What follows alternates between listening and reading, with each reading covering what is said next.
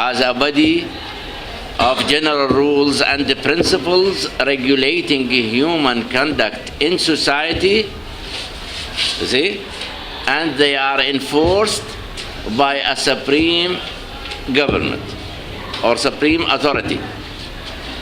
So not all rules are law. The rule should be first, should be what? General. And then it should what? It should, one of the conditions for any rule to be law is that it should be general. The second one? The second one? The second condition? Yes? It should be regulating human conduct in society. It should regulate human conduct in society. You see? And what is the third condition for any rule to be law? What is the third condition for any rule to be law? Yes? It should be enforced by a supreme authority. It should be enforced or reinforced by a supreme authority. That is what we say, the government. We have many rules in our society, but they are not law because they are lacking one of the conditions. So for any rule to be law, it should be general, it should regulate human conduct in society, and then it should be enforced by a supreme authority. If we examine this definition, we see that it is a general definition. If we want a more accurate definition, we should take the ideas, the existing ideas in the society in order to reach that definition, because we know that law is affected by the ideas of people. In the first term, we studied the Islamic concept of law. We studied what? The Islamic concept of law. And now we are going to study the natural law. The natural law is regarded in Europe the most accurate law, and people there depend on that law in order to regulate human conduct in their society. Indeed, the natural law existed or began with the ancient Greek philosophy. The Greek philosophers affected the existence of and the evolution of that law. The most eminent philosopher at that time was Plato.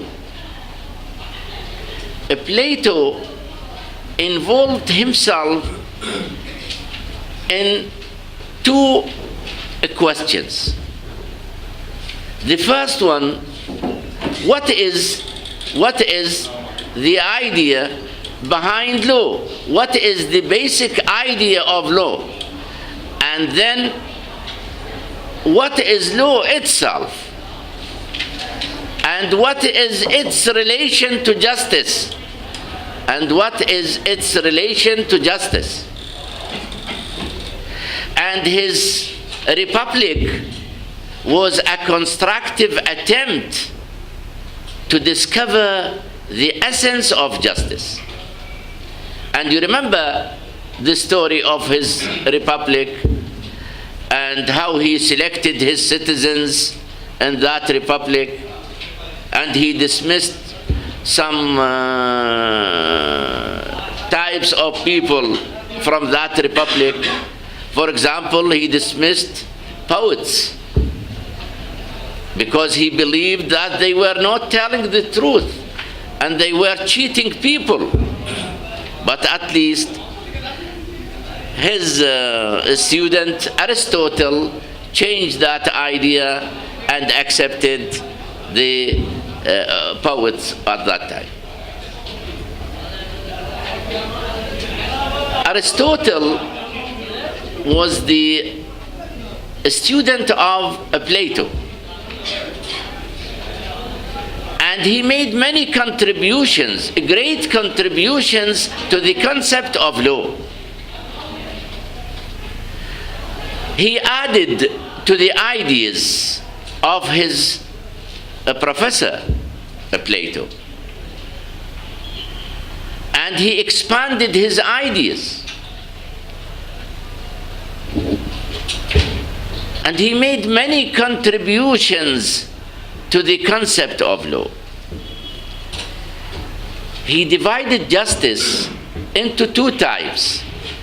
He divided justice into two types. Aristotle divided justice into two types.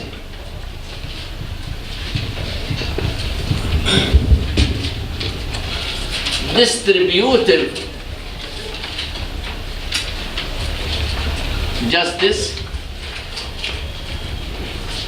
and number two, remedial justice.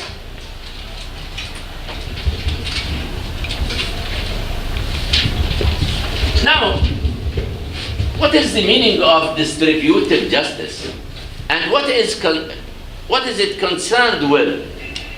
Indeed, according to Aristotle, distributive justice is concerned with the distribution of wealth and honor among citizens. According to him, it was illogical that some people owned fortune, owned lands, owned a huge amounts of money, and there were people begging in the streets.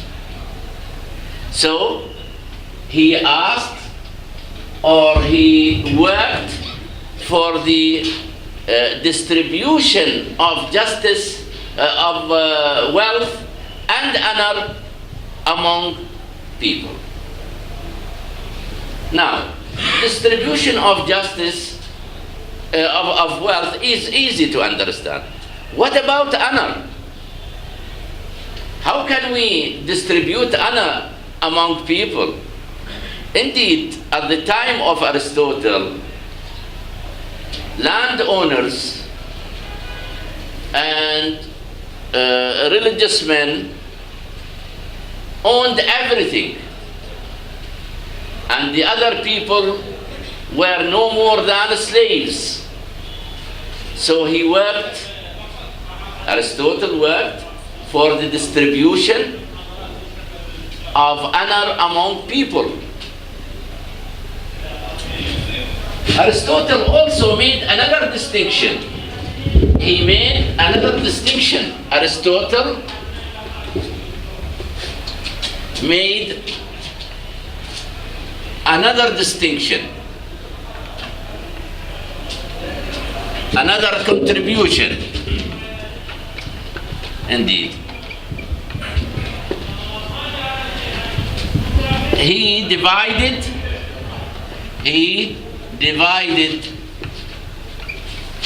justice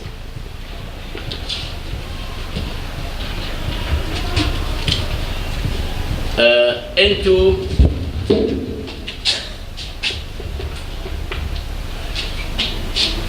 okay, we forgot the remedial justice. No one remind me of that.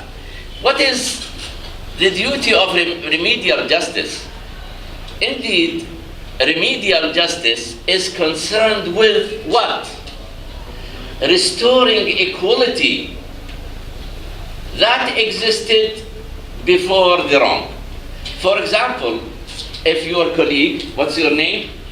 Abbas, and you? Sabah. If Abbas insults Sabah, there will be no equality. How? People are equal. People are equal in law. So if this one insults his colleague, then there will be no equality.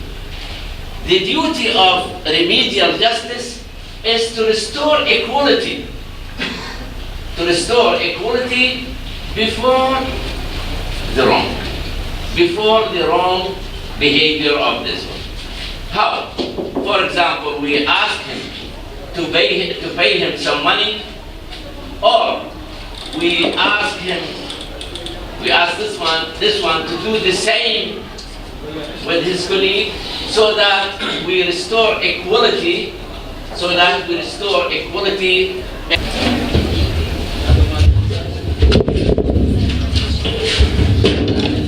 As I have just said, Aristotle made another contribution.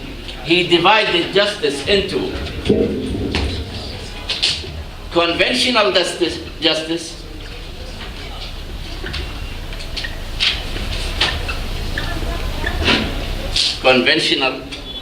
justice, and number 2, natural justice.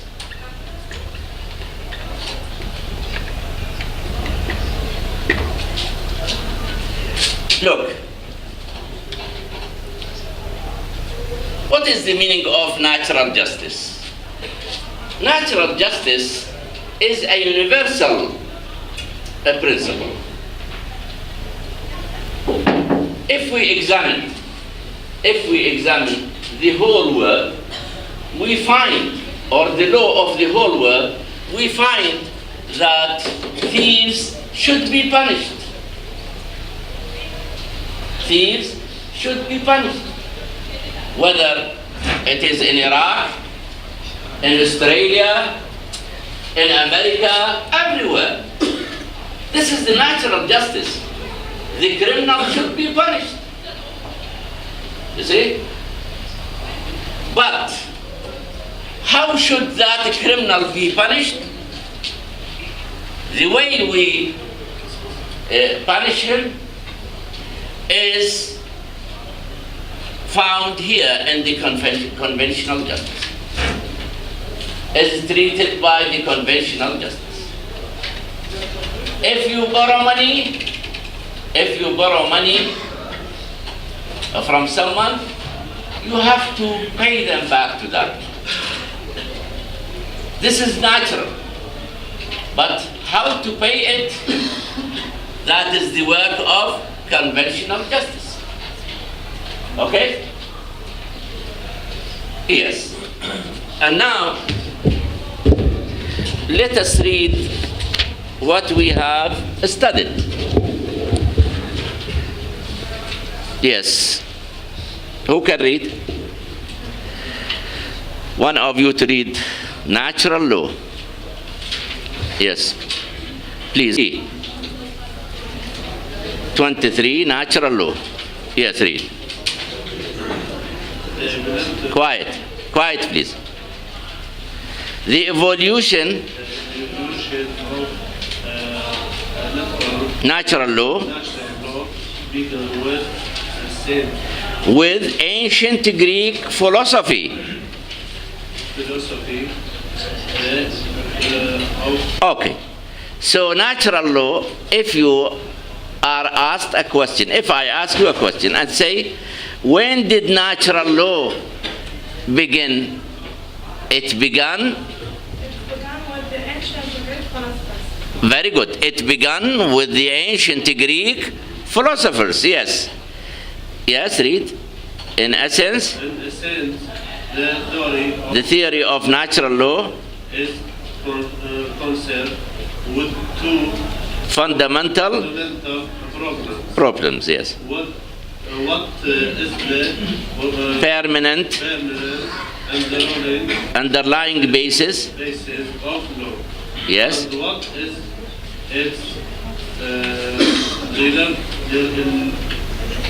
the relationship to justice. to justice. Look, you know, the Greeks were philosophers, you see, and they studied law in a philosophical way. So two questions occupied their minds. The first question, what is the basis of law? What is law itself? And the second question is, what is the relationship between law and justice in society? So they were studying law and the concept of law in a philosophical way, because they were philosophers, yes. Dominating All the theories of natural law law is the idea idea that law is an essential essential foundation foundation for life in society. society. Yes, there were many theories, but they were all dominated by the idea that law is an essential foundation for life in society. They were in agreement. They were in agreement that law is essential for life in society. Yes. It is based on It is based on the needs of man, of man as a reasonable being, and not on the arbitrary wishes, wishes of a ruler. Yes, that is an important thing. According to the Greeks, law should be based on the needs of man and not on the wishes of the ruler. Look, if I find, a crowd or a traffic jam in the street, I say, where is the government? It should find a solution. There should be a law for regulating this traffic jam. So when a law is issued by the government, when a law is made by the government, it is a real law because it has come from the needs of people. Because people asked for that law. Because people need that law. Okay? But if we find a ruler who says, if someone insults me, he should be executed. Can we call that law? No. Why? Because it has not come from the needs of people or the wishes of people. This is a wish of the ruler himself. So it is not law. Law should be based on the needs of the society, on the needs of people, and not on the wishes of the ruler. You see? Yes, read. The Greeks. The Greeks from the regulate Traditionally regarded law as being closely related both both to justice and ethics. Yes. So the Greeks regarded law, or thought that law was closely related, very related, both to justice and ethics. Justice and what? Ethics. Wasn't of ethics? In Arabic, ethics, akhlaq. Yes. So law was related to justice and ethics. Sometimes we find, for example, a law that is intended to achieve justice. For example, we say the murderer should be hanged. or the thief should go to prison. This is meant for justice, for achieving justice. But if we say, if someone behaves badly in the street, reflecting bad behavior, and that his behavior is contradicting the general ethics of our society, you see, should be punished. This is meant not for justice, but for keeping the general ethics of people. Okay? Yes. But the legal systems of the world are Diverse. and So where can we find find the permanent element of law? element of law. Yes. Thank you very much. Please read. Plato's Republic clearly stands as a constructive attempt to discover the basis of justice. of justice. Yes. You know Plato, we call him Aflatun in Arabic. Plato made his republic, and he selected the citizens of that republic. And indeed, the idea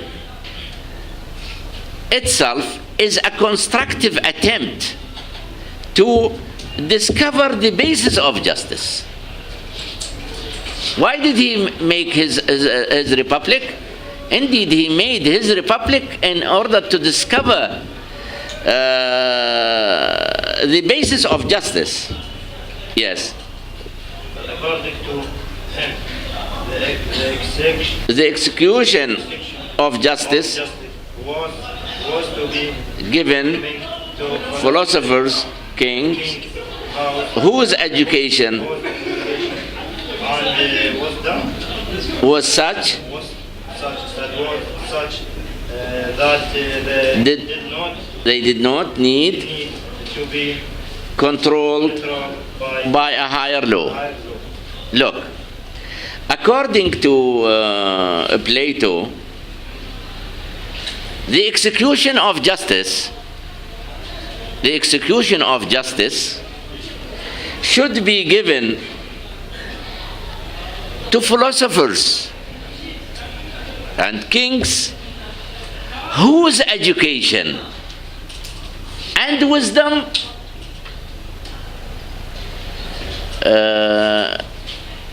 made them behave in a good way without any need for a law to control them. Now, if we bring a philosopher and make him, for example, a ruler of a governorate, a governor, for example, according to Plato, there would be no need to check things after him, because he had enough wisdom and he was highly educated, and he could not make anything wrong.